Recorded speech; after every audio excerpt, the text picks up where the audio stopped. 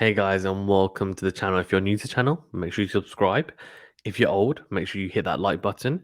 Of course, that's to YouTube viewers. And if you're a podcast listener, please remember to hit that rating and review and leave a nice little comment or rating, depending on whether you like the show, that is. And of course, do subscribe as well, depending on what podcast platform you're listening on. Right. WTA, Roland Garros, power rankings. Now, I cannot wait to get into this. You can see I've already done it because, if I'm being completely honest with you, if I'd just done it off the top of my head, it would have been extremely tough to know exactly what positions to put them in. I do feel like with the men's, it's a bit more clear cut in some sense. And of course, the updated edition of the ATP one is either out or coming out as well alongside this after Alcaraz's win. Of course, Jabeur just won in Madrid as well. So she's kind of skyrocketed really in the rankings. And this is my first edition of doing the WTA side and long overdue. So I'm excited to do this. Let me know your thoughts as well as we go through it, and I'll give you my justification for each position. And also, if there's anyone that you think that I missed and should be included. But I just feel like on the women's side, it's so tough to kind of know exactly who should be in there. Yeah, I find it extremely difficult right now, just because of how open it is and the depth on the women's side. Sorry, that's allergies. Right, okay, let's get into it. So, number one has to be Iga Swiatek. I think that's one thing that pretty much everyone can agree on. I think she's just been the most dominant, player on the WTA tour for the whole year. She's been the most dominant player since the turn of the year, and she's been such good form. I mean, it's so difficult to turn away from her. I think. Let's be perfectly honest. I think she's just been that good, and for me, I think she goes into Roland Garros as probably the overwhelming favorite, no matter what happens in Rome. She's playing there, of course, this week, and there's a lot of other players there, and who knows if she goes out early or whatever, it doesn't matter. She'll still go into it the overwhelming favorite. She hasn't lost a single Masters 1000 tournament or match this year, so she's won multiple tournaments, and she's 4 in 4. Ridiculous. 4 out of 4 tournaments. And what do you want me to say? What do you want me to say? And that's after making the semi-finals of the Australian Open. So she is playing some really good tennis, and it's very hard to find any flaws in the game right now. She is only 20 years of age, and someone is going to have to play some very good tennis, very good tennis to beat her. It will happen at some point, no doubt, but at the moment, it's looking like that some point is well into the future. When is the future? So Swiatek for me, number one, undisputed. Number two, Badosa. Now, Badosa, looking at recent, I guess, results, Madrid, she lost in the second round to Halep, which I think we have to be honest on this. Like, Halep was playing some really good tennis. She made the semi-finals in the end as well. Some inspired tennis, no doubt. And she got breadsticks and beaten 6-3 in the first set. And look, in the first set, she was definitely, for me, she was fit and she just got outplayed by an informed player. The second set, she was definitely injured. The shoulder injury, you could tell her serve speeds were really low, and I get that. And it's hard. So that definitely did play a part. But she was still underwhelming, I think, in her form. In Stuttgart, she was in the semi-finals. She lost to Sabalenka, who played really well in Stuttgart. It was, yes, on the clay, but it was indoors, so it was a slightly quicker surface. Sabalenka didn't have to worry about outside conditions, which then helped her serve. Less double faults, less worrying about the ball toss, etc. And so won that in a very close straight set, 7-6, 6-4. So didn't make the final now. And then Charleston, she lost in the quarterfinals to Bencic. So she has made runs, right? Of course, Badosa, which is great. Obviously, then also losing in, it was a walkover in Miami. Quarterfinal, of course, we don't place as much importance on the hard courts, but those are the most recent tournaments we're talking about. And then lost in the semi-finals in Indian Wells. So she's made semi-final, quarterfinal, semi-final, like second round where she was injured. Fine.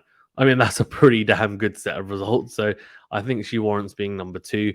I think for her, though, she'll want to make a final. She'll want to potentially win a tournament. Um, she is my pick to win Rome, and that's just because surely, like, at some point, Swiatek's going to have to not win a tournament, you'd think. But, I mean, it's very hard to pick against her. But Paula Padosa, I think, has had a very good start to the year. She needs to back it up with some titles.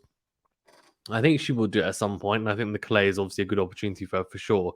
But yeah, Badosa for me number 2, and then the Madrid Open winner Ons Jabeur. I thought she's played some fantastic tennis. I mean, I think as soon as the clay court swing has started, she's just really turned it on. It's been great to see. In Charleston, she made the final. She lost in the final to Bencic in 3 sets, and ironically, she managed to avenge that loss in Madrid in 3 sets as well. So a really good win from her, and I think she'll be extremely happy with that because the way that she managed to get revenge was pretty impressive. And in the end, of course, won the tournament. So she made the final of Charleston. So we're talking about the clay court swing, I guess. If you want to go as back as Indian Wells, I mean, she lost in the first round, which was a really, really big upset to Gavrilova. Miami Open, she lost in the round of 16 to Danielle Collins. No shame in that. But then as soon as we hit the clay court swing, look at this. Charleston Open. Yeah, as I said, lost in the final. But then on the way there, by the way, she beat Navarro, Begu, Kalinina, who's in great form, and Nisamova, who's in some pretty good form as well. And obviously losing in the end to Bencic, 6-4 in the third. And then the Stuttgart Open, she made the quarterfinals. She lost to Badosa, 6-3 in the final set. So 3 sets again there, and she'd beaten Vondrousova and Kasatkina in straights. So again, absolutely no shame in that. And then Madrid, of course, I mean, a great run. Paulini, Gracheva, Bencic got her revenge. Halep in straight sets, really impressive. Alexandrova, and then Bagula. I mean, the first ever, African Arab player to win a WTA Masters 1000 tournament, and it was just incredible to see and witness. And I think she deserves to be at number 3. Potentially, there's a case to be made for her to be at number 2, but I think let's see how she gets on, in Rome, and potentially, if she goes pretty deep there, then I think you're definitely pushing for that. Number 4 is Bencic for me. I think she's just, again, we've already mentioned her name after talking about some of the other players who are at the top, and I think she's just had a very, very good last couple of tournaments. I think she likes the clay as well. But if we want to talk about it from kind of the Sunshine double onwards, Indian Wells lost in the first round, but then made the semis in Miami. Lost in 3 sets to the eventual finalist, of course, Osaka. But yeah, very, very, very good battle there. And yeah, I mean, again, semi-final there. Then in Charleston, she won the event, of course, beating Jabeur in the final, and she had beaten Wang, Fruhvirtova, Madison Keys, Paula Badosa, and Alexandrova. So some really good wins there. And of course, the win over Ons Jabeur. And the fact that she managed to win a tournament is just great. And then going into Madrid, of course, lost in the quarterfinals. Sorry, in the round of 16 to Ons Jabeur, who was the eventual winner. So I think we have to give her props. She played some really, really good tennis, Bencic, and has been playing a pretty high level. So I think she warrants being at number 4 for me. And I think the way that she's playing and her confidence level is pretty high, and that's great to see, especially because she won the gold medal last year. And you just felt like, people are potentially doubting her validity for winning that. And since then, she's been a little bit underwhelming. So, yeah, good to see her get the win there. And then Maria Sakkari, I've got a 5 now. She's an interesting one because I feel like she's very up and down. She's got incredible energy. She's high intensity the way that she plays. Just a little bit, almost, I feel like sometimes she's maybe too high intensity, and then it is almost make or break the way that she plays. And that doesn't necessarily mean that I'm talking about her game style. It's more to do with her mental kind of capacity, and also how much energy she is exerting, right? Every single point, every single match. Surely it's mentally draining. Yeah, and I know she's physically fit, so let's forget about the physical side, but just mentally, having to play that way every single point. I think she can open up a bit more, maybe potentially add some more power to her game, some different layers, drop shots, volleying, just something different, to her game. Add some components so that she's not always playing at one pace. But yeah, her recent results. She made the final of Indian Wells, which is a really good win. Really good result even. Sorry, in the Sunshine Double, being Siniakova, Kvitova, Gavrilova, Rybakina, Badosa, and then lost in straight to Swiatek in the final. But then no one's been beating her. And then I've lost to Haddad Maya in Miami, which was a huge upset in the first round of 3 sets. But then we hit the clay court swing, and it was not a great start because in Stuttgart she had to retire. She gave a walkover away. That couldn't happen though she was injured. So then in Madrid, she only made the round of 32. Second round losing to Kasatkina in the second round, which is not great. Qatar though, she made the semi-finals there for Indian Wells, and she made a couple of finals, St. Petersburg. So it's tough. I mean, some people might say, well, does she deserve to be there? I think the issue is that the rest of the kind of top 10, I don't think they really make a claim for being there. Now, Krejcikova is obviously the reigning champion. That's why I put her in there, really. But she hasn't played any tennis, so she's kind of got an asterisk by her name. She hasn't played any tennis whatsoever. So that's me putting in there, kind of trying to sift her through, I guess, the rest of the players and kind of wonder where she should be. So she was a hard one to place, but I think we have to include her. I think number 6 is a good place to be. And then Paguda's been in some very good form as well. It's good to see her come into a bit of form again because I think she's got the best record in quarterfinals in Masters 1000 tournaments in the last 12 years, the last 12 months, which is really impressive. So if we look at her Sunshine Double results, she made the round of 64, so that's first round, lost to Pliskova. Miami Open, she made the semi-finals, lost to Swiatek, but she had beaten Badosa, Kalinina, Rybakina, Sloane Stephens, so good wins there. And yeah, Swiatek is almost unbeatable right now, so yeah, there's no harm in that. And then, of course, in Charleston, she ended up losing, though, to Coco Vandeweghe in 3 tight sets in the round of 16. So she would have been disappointed with that and then bounced back nicely to make the final of Madrid, beating Giorgi, Kanepi, Andreescu, Sorribes Tormo, Teichmann, and then losing eventually to Ons Jabeur. After, though, handing out a bagel to the Tunisians, I think she deserves to be at number 7 there. A good start, I think, to her clay court season and great to see. And then I guess the big one, which people might be saying, how the heck have you got Emma Raducanu in there? Now, I think she's been playing some really good tennis on the clay, and I think her drop shot's coming along really nicely as well. Like, she's clearly been working on and has worked on it a huge amount.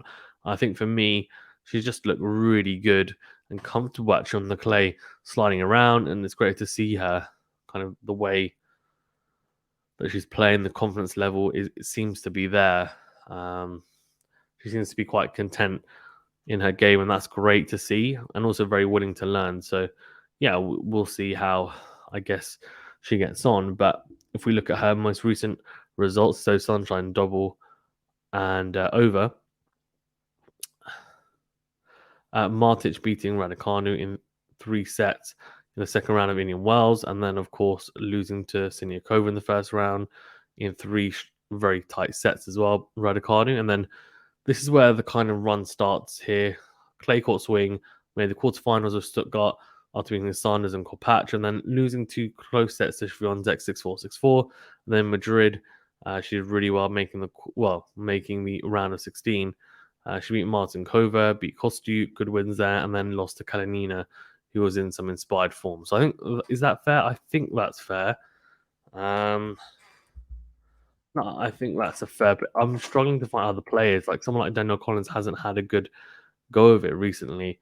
And then for Naomi Osaka, if we're talking about Sunshine Double first, she beat Sloane Stephens in the first round, then lost to Kudermetova in the second. Miami, she made the final there, of course, losing to Swiatek, but she'd beaten Bencic, Collins, Risk, Kerber, Muchova, I mean, great matches to get through there. And then, of course, in Madrid, lost to Subasuma in the second round. Obviously, not a good style to be matched up against for her personally, but I think she's done okay. That's her first clay court tournament, so I guess it's not a lot to go on, but there's also not a lot to go in terms of contenders, I think, for the French Open right now. As in, no one's really screaming their name, that's for sure, anyway. So we'll see. But generally, very, very good from her. And then if we talk about Aryna Sabalenka, and then we can start off, I guess, with Sunshine Double. Lost in the first round to Paolini there in Indian Wells, and then in Miami Open, she lost in the first round as well to Begu, those are two really poor wins.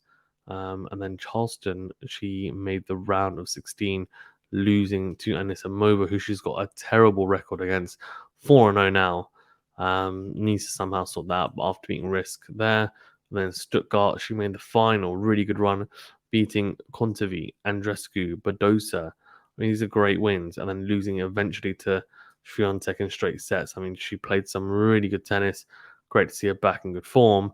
And then she just got a really bad draw in Madrid, again getting Anisimova this time, and again losing. So, yeah, not a great one for her, but I do think she deserves to be in the top 10 because of that run Stuttgart in the final and the fact that I think Anisimova was just clean. Not a great matchup stylistically, but good to see her coming back into some form. So that's my top 10 at the moment.